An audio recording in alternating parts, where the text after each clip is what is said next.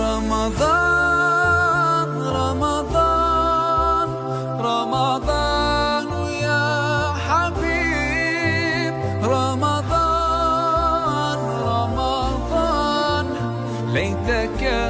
دوما قريب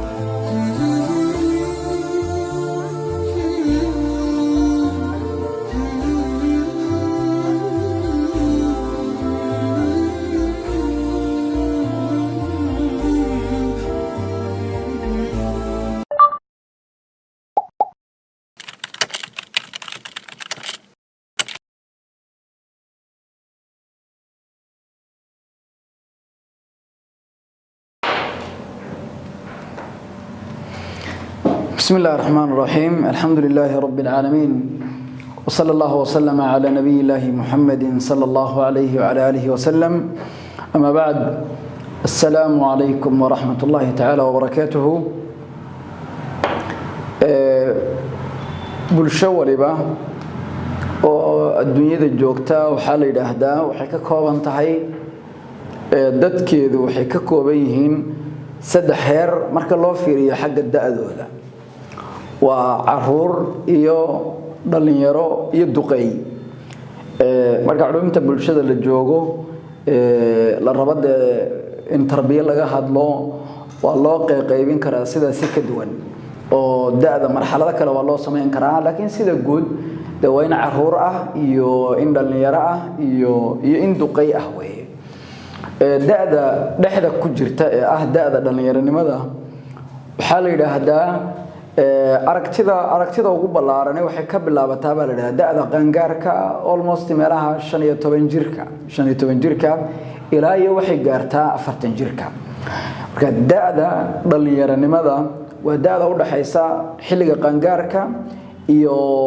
ilaa qofku intuu ka gaarayo da'da 40 sano marxaladda iyada ah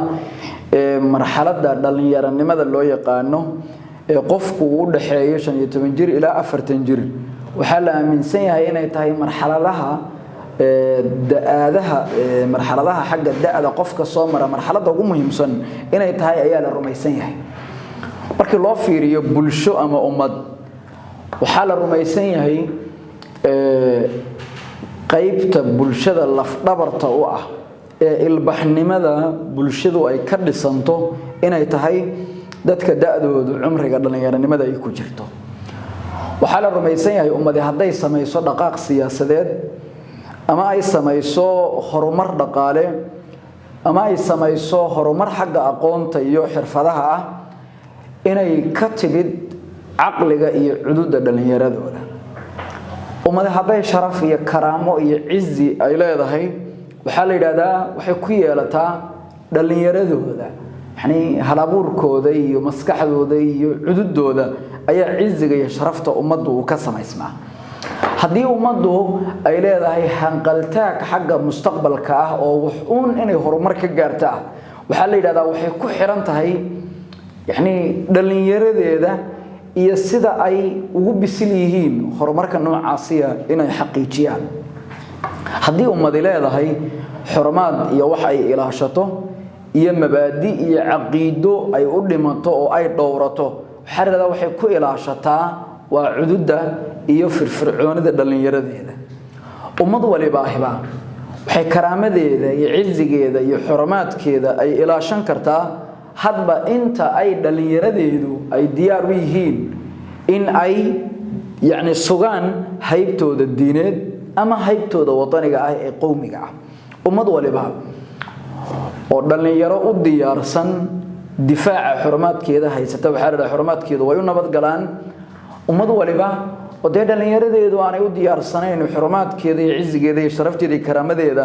ay waxna horumariyaan wixii khatar ku aan ay ka difaacana ummadaha kale way ka hartaayo wixii ay rabtay inay ilaashatahay uma ilaalsamaan marka bulshada la qaybiyo waxa la yiraahdaa dhalinyaradu waa qaybta haday xumaadaan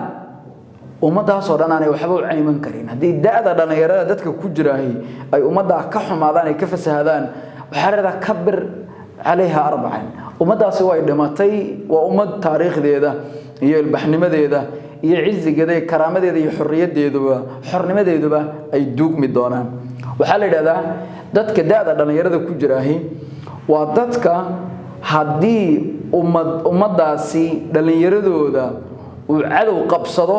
oo maskaxdooda iyo aragtidoodu ay yani uu cadowgu u qabsado u milkiyo waxa la yiraahdaa ay cadowga u fududahay ummadda inteeda kalena inuu milkiyo waxa la rumaysan yahay daada dhalinyarada dadka ku jiraahi inay yihiin qaybta bulshada haddii yani noloshoodu noqoto nolol jaahilnimo ku dhisan wacigooda iyo aragtidoodu ay hooseyso caqiidadooda iyo aragtidooda uu qalooc ku jiro ummadaas ay ku qasban tahay haybteeda qowmiga ah iyo haybteeda diiniga ah iyo haybteeda dhuleed iyo hantideeduba inay wada duugmaan oo ay cid kale ama gacanta u galaan ama la gumaysto oo balaayo kale ay qaadato waxa la yiraahdaa dhalinyarada waa qaybta bulshada ee haddii uu ku dhaco ixbaad iyo han hooseyn aanay ummadda u suurto geli karin inay ka faa'iideystaan mawaaridda maaliga ah oo ay haystaan iyagoo bad leh oo khayraadkii badda haysta oo berrin leh oo dhulbeereed leh oo xoolo nool haysta oo macdan haysta ayay haddana fuqara noqonayaan waayo dhalinyaradoodii iyo dadkii cududda iyo caqliga lahaa ee mujtamacani lafdhabartay oo udubdhaxaadka u ahaa ayinbaa hankoodii ka dhintay oo yani qabkoodii iyo shakhsiyadoodii ay dhimatay waxa la yiraahdaa haddii ay doonayso ummadii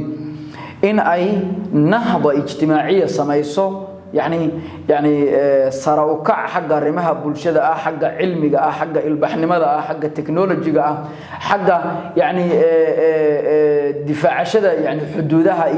يعني أود ميليتريا وحالي هذا وحكو حرنتهاي حتى أنت أيضا يردوا وديارسيهين إن أي كارنتا أي جتان أو مجتمع عودة يعني أي هرمر أي جارسيان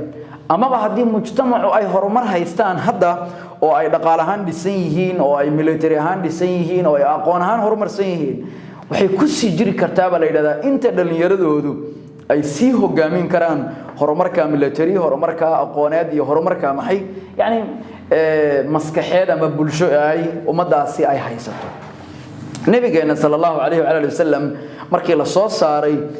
uu rabay inuu dacwadii iyo risaaladii islaamka bilowga ahayd ee loo dhiibay inuu hirgeliyo waxaa nabi sallallahu alayhi wasallam wuxuu mudnaan gaar ah siiyay dhalinyaradii isaga zamankiisa joogtay inuu ka gado risaaladii islaamkeeda loo dhiibay si uu cudud iyo aqli dhalinyaro u helo bal waxa la yiraahdaa nabi sallallahu alayhi wasallam dadkii dhalinyarada ahaa ee uu helay wuxuu uga faa'iideystay aqligooda iyo cududooda janib walba oo ay risaaladiisa u baahnayd inay ka horumarto ama ay ka gadanto nabi sallallahu alayhi wasallam markii uu risaalada markii bilaabayay ee uu rabay inuu dacwadii islaamka uu baahiyo inta badan wuxuu beegsanayay dadka dhalinyarada ah markii dad ay rumeeyeen iyagoo duqay iyo dhalinyaro isugu jira uu nabi sallallahu alayhi wasallam dad atbaaca oo rumaysan oo muuminiina uu helay ee nabi sallallahu alayhi wasallam uu rabay inay kala qayb qaataan hawlihii dacwada uu rabay nabi sallallahu alayhi wasallam inuu safiiro kala diro dhulal kala duwan nabi sallallahu alayhi wasallam uu doonayay inuu bixisaad u kala diro wuxuu nabi sallallahu alayhi wasallam dirayay oo mahaamta dacwada uu xil saarayay oo uu safiiro ka dhigayay kuwoodii dhalinyarada ahaa oo umrigii hadaanu ka soo hadlaynay ku dhex jira markii nabi sallallahu alayhi wasallam dawladdiisii ay xoogeysatay oo nabi sallallahu alayhi wasallam magaalada Makka ka hijrooday ee magaalada Madiina uu tagay ee dawladda islaamiga nabi sallallahu alayhi wasallam uu dhisayay oo nabi sallallahu alayhi wasallam magaalada Madiina degay dawlad xoog badan ee islaamiga nabi sallallahu alayhi wasallam uu dhidibada u taagay hawlihii ugu waaweynaa iyo manaasibtii iyo jagooyinkii ugu cuscuslaa ee dawladnimadaas ay ku taagnayd nabigu sallallahu alayhi wasallam wuxuu xil saaray dadkii dhalinyarada ahaa ee muuminiinta ahaa ee magaalada Madiina la joogay ama muhaajiriintii Makka kala timid ha noqdaan ama ansaartii magaalada Madiina ku soo dhaweysay ha noqdaan radiyallahu ta'ala anhum wa radahum jami'an markii uu nabigu sallallahu alayhi wasallam yani uu diyaarinayay kadibkii haduu nabigu sallallahu alayhi wasallam uu geeriyoodo dadkii diinta islaamka sii wadi lahaa hawshu isagu haya sii qaban lahaa dawladda islaamka sii hogaamin lahaa dacwadii islaamkana sii gudan lahaa uu tababarayay ha noqoto tababar aqooneed أما هالنقطة تببر يعني تببريس يعني حاجة محل يهدا يعني هجامين تهالنقطة النبي صلى الله عليه وسلم وحو سجارة ويعني برباريشن وسمينا النبي صلى الله عليه وسلم سجارة وديارنا دتكي دلنا يردها markaad fiiriso taariikhda muslimiinta gaar ahaan siiradii nabiga sallallahu alayhi wasallam intii nabigu sallallahu alayhi wasallam uu noolaa waxa kaaga soo baxaya haday tahay xagga cilmiga iyo aqoonta haday tahay xagga hogaaminta haday tahay xagga dagaalka iyo yaani maxay iyo jihaadka haday tahay xagga dhaqaalaha iyo maalgelinta mashaariicda muslimiinta waxa ka dhex muuqda safka hore iyo safka dhexe iyo safka dambaba dadkii dhalinyarada ahaa ee nabigu sallallahu alayhi wasallam uu targetka ka dhiganayay markuu risaalada yaani dacwada fidinaayo iyo marka uu maxay uu ta'hiilinayo uu dad diyaarinayo iyo marka uu manaasib iyo jagooyin uu dadka u qaybinayo inta yaani muqaddimadeyda waxaan ula jeeday qiimaha ay dhalinyaranimadu leedahay inagoo ka duulayna ayaan waxaan rabaa inaan halkan ka soo jeediyo برنامج أن وجهد لنا الطاقات الشبابية أودها دلنيار النمذا برنامج كحقوق إبسان دونا دور حلقة وأنو ديرد كسر دونا أودها دلنيار النمذا وحيابها موجية وكقيب قاتا أودي قفك دلنيار النمذي سنة بنانك وصابح له وحيابها قيمة ويري كرا قفك عمر جيسي دلنيار النمذا أودها dhalinyaranimo ee hadda naga dayacan waxyaabaha aanu ku tusaaleyn karno si aan uga soo kabano iyo waxyaabaha awoodaha dhalinyaranimada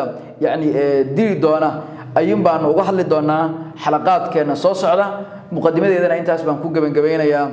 subhanaka allahumma wa bihamdik ashhadu an la ilaha illa anta astaghfiruka allahumma wa atubu ilayk wa salaamu alaykum wa rahmatullahi ta'ala wa barakatuh رمضان رمضان رمضان يا حبيب رمضان رمضان ليتك دوما قريب